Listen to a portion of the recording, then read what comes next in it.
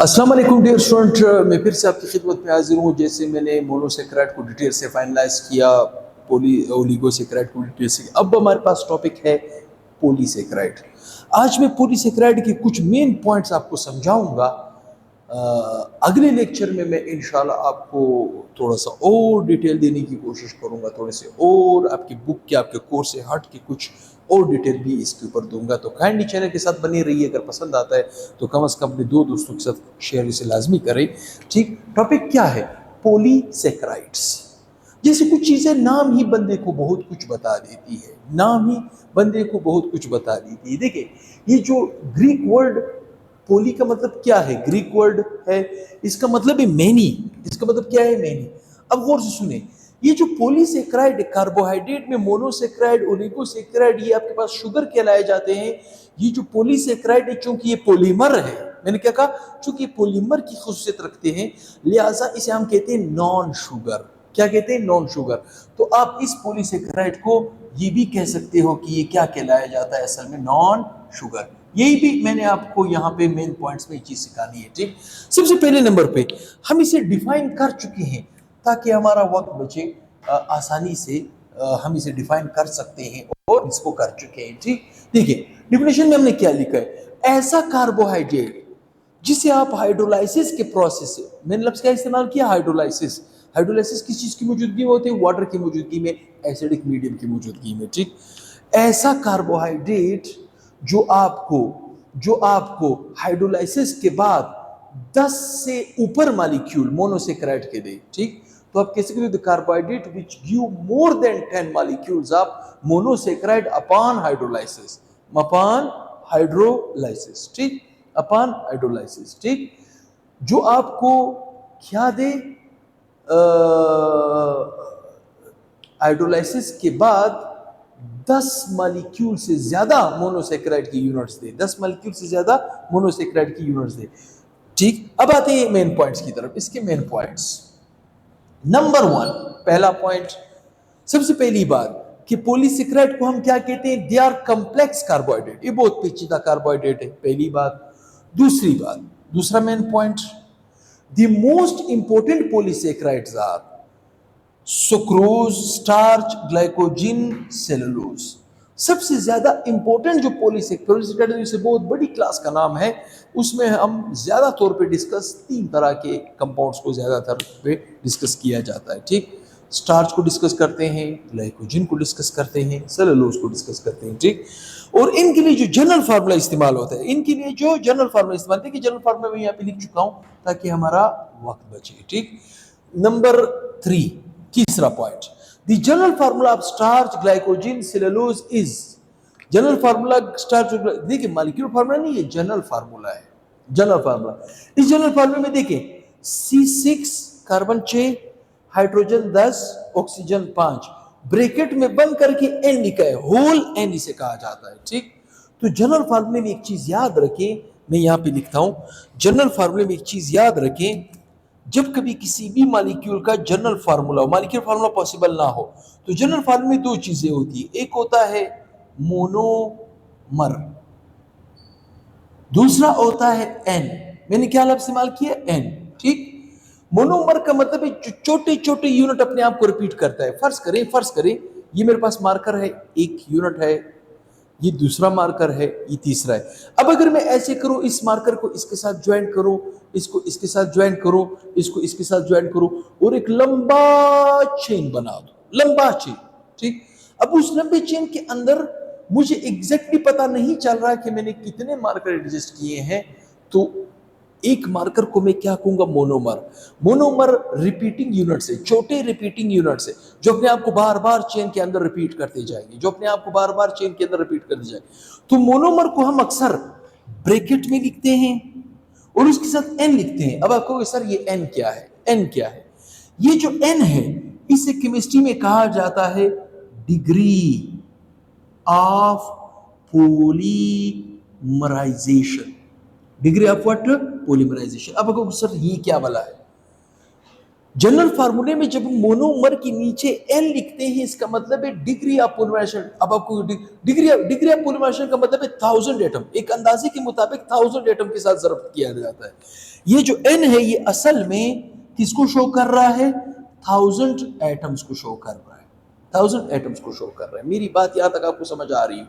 मैं यहां पे इस जगह को यूज करूंगा। देखिए इसका जनरल फार्मूला क्या था? C6H10O5, ठीक है। इसके नीचे लिखा था ओल एन, ठीक। सबसे पहले इस मोनोमर का मास निकाला जाता है। क्या निकाला जाता है? मास। अगर मैं इसका मोनोमर का मास निकालूंगा तो इस मोनोमर के अंदर मुझे कौन कौन से एटम नजर आ रहे हैं? कार्बन नजर आ रहा है, हाइड्रोजन नजर आ रहा है, ऑक्सीजन नजर आ रहा है। कार्बन का 12, हाइड्रोजन का 1, ऑक्सीजन का 16, इसको जरब दे दे, ठीक। देखिए कार्बन के कितने एटम मुझे नजर आ रहे हैं? 6। हाइड्रोजन के कितने एटम नजर आ रहे हैं? 10। और ऑक्सीजन के कितने एटम नजर आ रहे हैं? 5, ठीक है। 2 के 12, 1 हासिल, 6 एकम 6 और 1 7, 72, ये हो जाएंगे 10, ठीक है। 5 5 के 30, 3 हासिल, 5 एकम 5 और 3 8, 80, ठीक। जमा करेंगे इसको 2, ये हो जाएगा 16। मतलब ये मोनोमर का मास निकला। मेरी बात समझ रहे हो? ये मोनोमर का मास आप पहले निकालोगे 162, इसे मल्टीप्लाई करोगे 1000 के साथ। मैंने क्या इस्तेमाल किया? 1000 के साथ, क्योंकि एन हमने लिखा है। एन का मतलब क्या है? 1000 एटम्स, ठीक। 1000 के साथ अगर मैं इसको मल्टीप्लाई करूं 162000, इकाई, दहाई, सैकड़ा, हजार, 10,000, लाख, ठीक, पर मोल, ठीक है। इसका मतलब क्या है? इसका मतलब ये है, अगर मुझसे कोई पूछे स्टार्च का मास कितना है, मैं कहूंगा 1,62,000। अगर मुझसे कोई कहे सेलुलोज का मोलर मास कितना है, मैं कहूंगा 1,62,000। अगर मुझसे कोई पूछे ग्लाइकोजन का मास कितना है, 1,62,000, 1,62,000। मेरी बात समझ रहे हो? जब 1000 से मोलर मास बढ़ जाए, जब 1000 से मोलर मास बढ़ जाए, ऐसे मालिक्यूल को आप कहते हैं मैक्रो मालिक्यूल। तो ये मैक्रो मालिक्यूल की कैटेगरी में आ जाते हैं, ठीक, मैक्रो मालिक्यूल। तो यही बात हम यहाँ पे कर चुके। देखिए the general formula of starch, glycogen and cellulose is ये। इस फार्मूले की मदद अगर हमने इस मोनोमर का अगर हम मास निकाले, इस मोनोमर का अगर हम मास निकाले, इस मोनोमर का अगर मैं मास निकालूं तो ये आएगा। इस मास को अगर मैं 1000 एटमों के साथ जरब दूंगा तो मेरे पास मास कितना निकल आएगा? 1,62,000। 1,62,000 मास होता है स्टार्च का, ग्लाइकोजन का, सेलुलोज का। इसका मतलब है जिसका मास, जिस मालिक्यूल का मास 1000 से बढ़ जाए उसे हम मैक्रो मालिक्यूल कहते हैं। किसी ने मेरा स्टोकियोमेट्रिक कैलकुलेशन प्लेलिस्ट में जाए, स्टोकियोमेट्रिक कैलकुलेशन में मैंने तीसरा लेक्चर इसी मैक्रो मालिक्यूल की क्लासिफिकेशन का करके दिया है, ठीक। मैक्रो मालिक्यूल वहां पे भी मैंने क्लासिफाई किया है, वहां पे भी आप इसकी मदद ले सकते हो। अब अगर इसका जनरल फार्मूला ये बन रहा है तो वही पॉइंट हम यहाँ पे बता रहे हैं आपको नंबर 4 पॉइंट पे, ठीक। They have relatively high molar mass, they have relatively high molar mass. कितना है? अभी थोड़ी देर पहले हमने निकाला, इसका रिलेटिवली मोलर मास है 1,62,000। कितना? 1,62,000 ग्राम पर मोल, ग्राम पर मोल। एक मोल में इतने ग्राम पाए जाते हैं, 1,62,000 ग्राम पाए जाते हैं, ठीक। मेरी बात यहां तक आपको समझ आ रही है? ये मोलर मास, ठीक। मोलर मास इस तरह निकाला जाता है। अब आते हैं नंबर 5 पॉइंट की तरफ। आसान पॉइंट है, सारे पॉइंट आसान है, ये आप लोग रूटीन में डिस्कस भी कर चुके हो, देख भी चुके हो। They are polymer of monosaccharide, ये मोनोसेकेराइड का पॉलीमर है। जब पॉलीमर है उसके अंदर देखिए, उसके अंदर मोनोमर और डिग्री ऑफ पॉलीमराइजेशन होती है। मोनोमर और डिग्री ऑफ पॉलीमराइजेशन का मतलब क्या है? 1000 एटम। मोनोमर की मास को आप अंदाजे के मुताबिक 1000 एटम के साथ जरब दोगे तो देखो मास कितना ज्यादा निकला, कितना ज्यादा निकला, ठीक। अब आते हैं नंबर 6 की तरफ, ठीक। दे मे हैव हंड्रेड्स और थाउजेंड ऑफ मोनोसेकेराइड यूनिट्स, इसमें 100 से लेकर हजारों मोनोसेकेराइड की यूनिट्स हो सकते हैं, ठीक। अंदाजे के मुताबिक इसी तरह हम एक अंदाजे के मुताबिक 1000 एटमों के साथ जरब देते हैं, ठीक। Number 7, they are tasteless amorphous solid. हाँ, ये बड़ा दिलचस्प point. Tasteless amorphous solid, crystal नहीं है, एमार्फस सॉलिड है। मैंने क्या इस्तेमाल किया? अच्छा, एमार्फस सॉलिड वो सॉलिड होते हैं जिसमें एटमों की अरेंजमेंट इरेगुलर हो। मैंने क्या गलत इस्तेमाल किया? इरेगुलर। अरेंजमेंट क्या हो? रेगुलर। रेगुलर ना हो, रेगुलर होगा तो क्रिस्टलाइन और इरेगुलर होगा तो एमार्फस। ये एमार्फस सॉलिड है। ये क्या है? एमार्फस। जैसे आप लोग स्टार्च को पोटैटो में देखते हो, पोटैटो आपको क्रिस्टल की तरह लगता है लेकिन असल में क्रिस्टलाइन नहीं है, एमार्फस सॉलिड है, ठीक। ये बड़ा इंपॉर्टेंट पॉइंट है। टेस्टलेस एमरपस सॉलिड, ठीक, and are called non sugar, इसी वजह से इसे नॉन शुगर कहा जाता है। देखिए पटाटा को आप खाते हो, क्या वो मीठा होता है? नहीं। क्या वो मीठा होता है? नहीं। इसका मतलब है कि वो क्या है? नॉन शुगर है। Number 8, they are water insoluble. Yes, क्या आप पटाटे को डालते हो वाटर के अंदर? सॉल्युबल है। या जैसे ग्लूकोज स्टोर होता है लीवर वगैरह में, ठीक, लीवर का मतलब है चर्बी बनती है, क्या चर्बी पानी में हल हो जाती है? नहीं, ठीक। तो अक्सर ये क्या होते हैं? नॉ इनसॉल्युबल, ठीक, दे आर वाटर इनसॉल्युबल, ठीक। Number number 9, the plant store glucose in the form of starch। Plant glucose को किस फॉर्म में स्टोर करता है? स्टार्च के form. Where is animal store in the form of glycogen in a liver और muscles.